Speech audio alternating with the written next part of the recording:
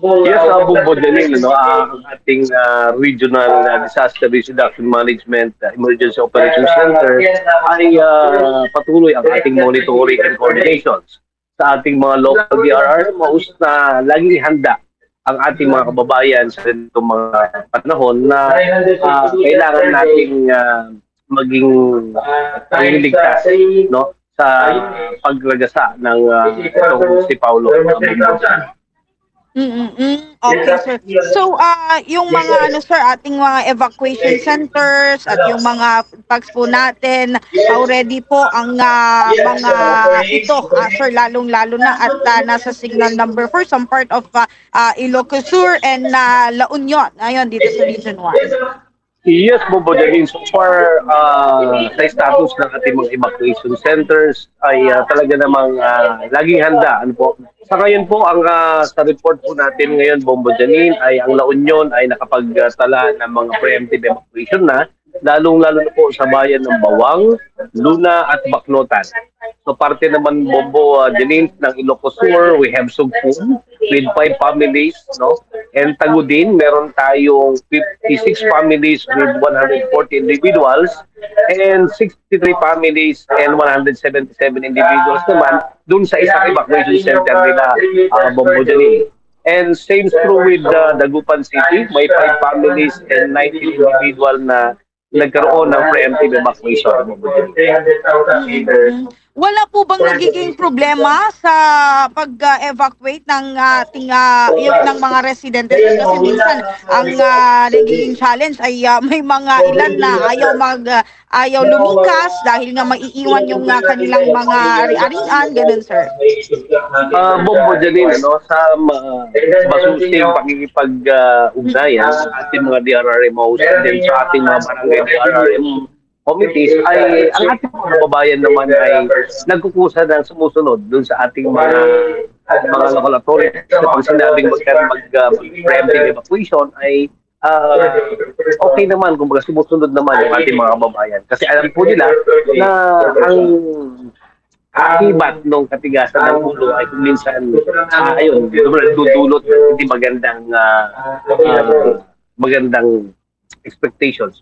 So, ganoon yung nangyayari doon dyan. So, ibig sabihin, nagiging aware na yung ating mga kababayan once na may mga ganitong sakuna, pag sinabi ng ating mga local authorities na mag-conduct ng preemptive evacuation, ay sumusunod po yung ating mga kababayan. Okay, sir. So, ano ngayon yung mga kalagayan nila atong mga na-evacuate sa mga evacuation center? Paano yung mga pagkain nila, sir, at yung mga higaan at lahat-lahat? Okay po ba, sir? So far, Bombo Janice, no, when our evacuation centers activated naman, laging po yung ating mga local DRMO, sa akibat po yung ating PSWD, na may provide yung kanilang mga pangangailangan sa loob ng evacuation center. Sir, maliban po itong sa mga na-evacuate na, sa monitor po natin, wala po bang mga insidente pa sa mga nasabi nating lugar, mga landslide, yung pagbaha, yung mga bubong na lumipad, wala naman po, sir. Sa ngayon po, Bumbo Janice, ay wala pa po na itatala or nakuha tayong report from our local DRRMOs, but meron lang tayong na-monitor kanina na flash flood doon po sa bayan ng Natividad, particularly in Pangasinan, no? And as of this time po, Bombo Janice, with the weather update natin ng 5 p.m., ang ating Ilocos Norte ay meron na signal number 2 sa southern portion and signal number 1 naman sa parts of the Ilocos Norte. Actually, yung ating signal number 2 sa Ilocos is Nueva Era, Badong, Pinigo, City of Batac, Paway, Curimao, Balna, Lawan City, San Nicolas, Tarat, Bigaras, Solsona, Marcos, Bacapra, Pintig, Pasukin, Bintar, and Carasi. Yan po yung signal number 2 and the rest signal number 1 ng Botanis.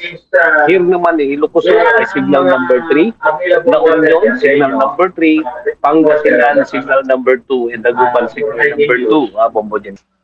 Thank you very much po, Janice. No? So, sa ating mga kababayan, lalo po sa panahon na meron tayong mga nararasang mga bagyo, ay tayo po ay kaagad na sumunod sa mga alituntunin na ibinababa ng ating mga local authorities.